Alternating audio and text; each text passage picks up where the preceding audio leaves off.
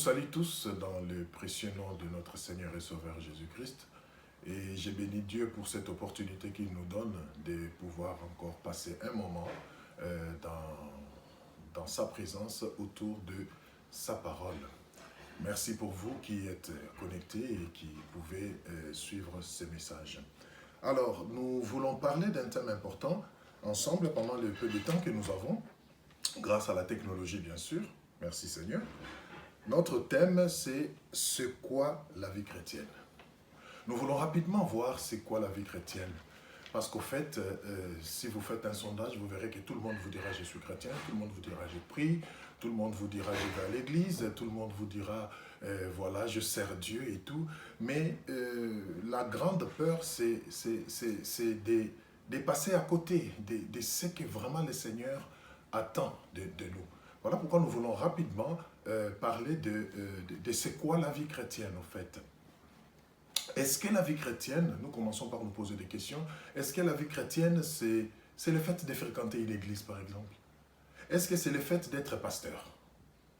Est-ce que c'est le fait de donner les offrandes ou c'est le fait de soutenir une œuvre de Dieu?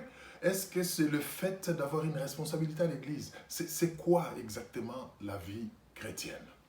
Et à la lumière des Écritures, nous croyons pouvoir en savoir plus. Alors, nous disons d'ores et déjà que la vie chrétienne, c'est, comme le terme le dit, l'adjectif chrétienne, donc c'est une vie qui est basée sur le Christ. Et le Christ, nous savons tous, donc c'est les sauveurs, c'est notre Seigneur Jésus-Christ. Et cela nous amène à dire que la vie chrétienne, donc, c'est une vie qui est basée sur la vie chrétienne, c'est-à-dire sur la doctrine et les enseignements de Jésus-Christ.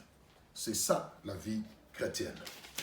Et nous pouvons aussi dire que la vie chrétienne, c'est donc finalement un ensemble de valeurs, un ensemble de vertus, un style de vie qui doit être effectivement vécu et défendu. Donc, la vie chrétienne, c'est l'ensemble des valeurs basées sur les enseignements de Christ qui doivent être vécues et partagées et même défendues aussi. C'est comme ça que nous nous permettons d'écrire ou de définir la vie chrétienne. Alors, il y a quelques passages de la Bible qui vont nous aider à illustrer cela. Nous prenons notre premier passage dans le livre de Jean. Nous allons lire dans Jean 1, 12. Qu'est-ce que la Bible nous dit? Jean 1, 12. Je vous laisse le temps de trouver. Alors, la parole du Seigneur nous dit ceci.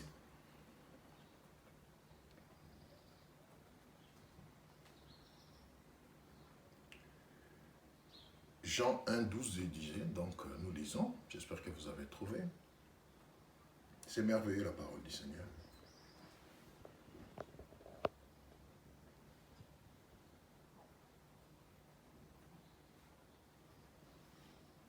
Est-ce que tout le monde a trouvé? J'aimerais vraiment qu'on puisse lire en synchronisation, que nous puissions tous voir la même chose.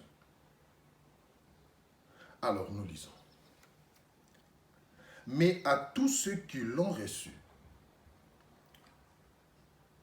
à ceux qui croient en son nom, elle a donné le pouvoir de devenir enfants de Dieu, lesquels sont nés, nous prenons le 13 aussi pour avoir une idée complète, lesquels sont nés non du sang, ni de la volonté de la chair, ni de la volonté de l'homme, mais de Dieu.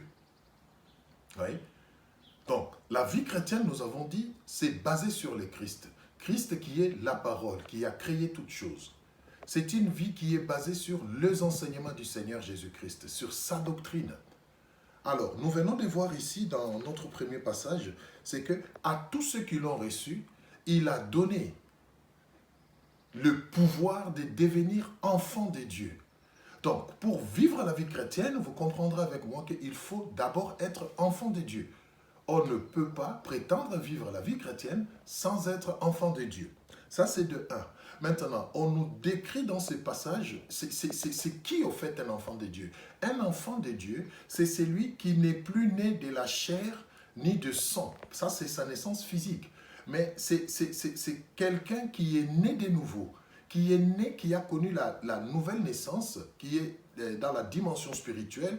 Et la Bible nous précise qu'il n'est né non plus du sang, ni de la volonté de la chair, ni de la volonté de l'homme, mais de Dieu.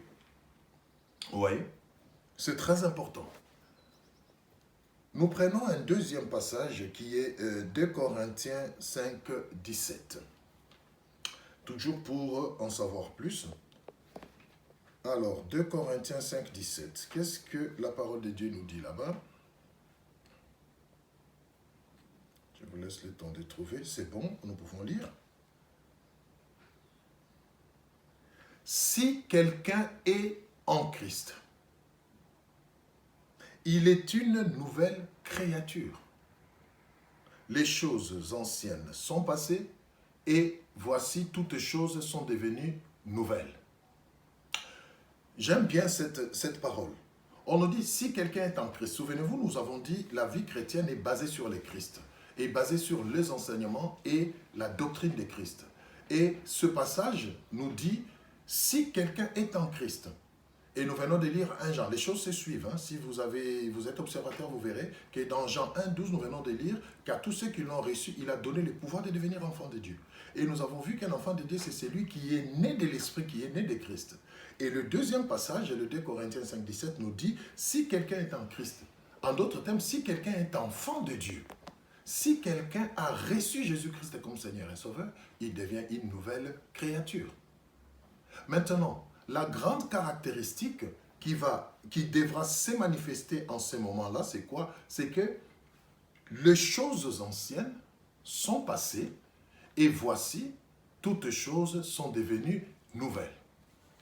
Donc la vie chrétienne, c'est ce processus qui se déclenche quand nous devenons enfants de Dieu et qui doit nous amener, qui vise à nous amener à abandonner les choses anciennes afin d'acquérir des nouvelles choses, c'est-à-dire le caractère de Christ, notre Seigneur, c'est-à-dire que nous nous imprégnons de la doctrine de Christ, que nous nous imprégnons de ses recommandations et que cela fasse dorénavant la base ou le fondement de notre vie. C'est cela la vie chrétienne. C'est très important. Et cela nous amène à dire que dans cette vie chrétienne authentique et véritable, si vraiment nous voulons nous épanouir, nous devons de temps à autre nous arrêter et faire ce qu'on appelle une auto-évaluation. Je me dis chrétien, je me dis je sers Christ, je me dis je suis enfant de Dieu. Alors, je dois faire une auto-évaluation. Depuis que je suis devenu cet enfant de Dieu dont je me réclame, depuis que je prétends ou je suis dans la vie chrétienne, qu'est-ce qui a changé dans ma vie? Ça, c'est le premier test. Est-ce que je suis dans le processus qui fait que les choses anciennes sont en train de passer et qu'il y a des nouvelles choses que je suis en train d'acquérir? Est-ce que je constate qu'il y a des choses qui tombent dans ma vie, que j'abandonne et qu'il y a des nouvelles choses que je suis en train d'acquérir? Plus je marche avec Christ, plus je suis enseigné, plus je m'imprègne de sa parole. Est-ce qu'il y a cette métamorphose? Est-ce qu'il y a ces changements? Est-ce qu'il y a cette substitution de ma vieille nature, des anciennes choses, par de nouvelles choses? Et c'est à ce niveau-là que chacun d'enfant de Dieu peut arriver à évaluer sa marche avec le Seigneur. Donc la vie chrétienne, nous revenons là-dessus parce que c'est très important, contrairement à ce que nous croyons aujourd'hui, contrairement à ce que l'ennemi fait croire aux gens aujourd'hui, bien-aimés, ce n'est pas ça. Aujourd'hui, être chrétien, c'est aller à l'église. Aujourd'hui, être chrétien, c'est fréquenter une grande église. Aujourd'hui, être chrétien, c'est être un grand pasteur qui traîne des foules. Aujourd'hui, être chrétien, c'est prophétiser, parler en langue, impressionner, faire des miracles. Vous comprendrez avec moi que par rapport à ces passages que nous venons de lire, par rapport à ces descriptions que nous venons de voir, ce n'est vraiment pas ça la vie chrétienne. Et la peur, c'est quoi? C'est que si nous ne nous arrêtons pas pour revoir les choses, pour remettre les choses sur les rails selon l'entendement du Seigneur que nous prétendons servir, le danger, c'est quoi? C'est que au dernier jour, comme la Bible le dit, nous serons surpris. Oui, bien-aimés, beaucoup seront surpris. Au dernier jour, la Bible nous le dit. La Bible dit ces jours-là, Jésus lui-même que nous prétendons servir, à qui nous prétendons appartenir, sera devant nous. Et il y en a à qui il va dire, passez à gauche. À d'autres, il dira, passez à droite. Mais les critères sera quoi? Ça sera selon que nous aurons vécu la vie chrétienne sur la terre. La Bible dit clairement, il dira à certains, loin de moi, allez loin de ma face. Serviteurs d'iniquité, je ne vous ai jamais connu. Vous comprenez ça? Et la Bible précise, il dit, mais les gens seront étonnés, dit, mais Seigneur, comment vous ne m'avez jamais connu? Moi, j'ai été un grand pasteur. Moi, j'ai baptisé les gens. Moi, j'ai donné ma dîme. Moi, j'ai donné mes offrandes. Moi, j'ai fait des miracles en ton nom. La Bible précise, le Seigneur dira, je ne vous ai jamais connu. Qu'est-ce qui fera qu'ils disent ça? C'est le fait, justement, que nous ayons cru avoir vivre la vie chrétienne, mais selon les standards des hommes, pas selon Dieu. La vraie vie chrétienne, bien aimée, c'est cette vie qui nous transforme. C'est cette vie qui nous amène à devenir comme Christ. Comme la Bible dit, nous courons vers la stature parfaite de Christ. Et Christ, nous connaissons sa vie. Il a vécu comme homme sur cette terre pour nous laisser un modèle. Nous n'avons qu'à regarder la manière dont Jésus a vécu sur cette terre comme homme pour nous inspirer. Et nous pouvons aller au-delà de ça, la manière dont ceux-là qui l'ont suivi ont vécu. Voilà notre modèle. Mais les mondes d'aujourd'hui, et ça c'est la risque du diable, vous savez, le monde d'aujourd'hui a transformé les choses. Maintenant, les gens se contentent de dire que je vais à l'église, les gens se contentent de dire que je sers Dieu, et ils croient que c'est tout. Non, bien-aimé. Est-ce que nous vivons la vie chrétienne telle que le Seigneur l'entend? C'est là le grand problème. C'est très important. Alors, nous allons prendre un dernier passage avant de terminer. Et nous croyons que le Saint-Esprit est déjà en train de faire cette œuvre dans chacun de nous. Chacun de nous est en train de voir effectivement, depuis qu'il est dans le Seigneur, comment il est en train de vivre. Est-ce qu'il est vraiment prêt à dire qu'il vit la vraie vie chrétienne? Prenons notre dernier passage. 2 Corinthiens 5, 20. 2 Corinthiens 5, 20. Donc nous n'allons pas bouger, nous restons dans 2 Corinthiens. Nous allons juste au verset 20. Et c'est par là que nous allons terminer notre pensée. La Bible dit ceci. Nous faisons donc les fonctions d'ambassadeurs pour Christ, comme si Dieu exhortait par nous. Nous vous en supplions au nom de Christ, soyez réconciliés avec Dieu. Nous faisons donc les fonctions d'ambassadeurs pour Christ. C'est ça la vie chrétienne. Un véritable chrétien est un ambassadeur.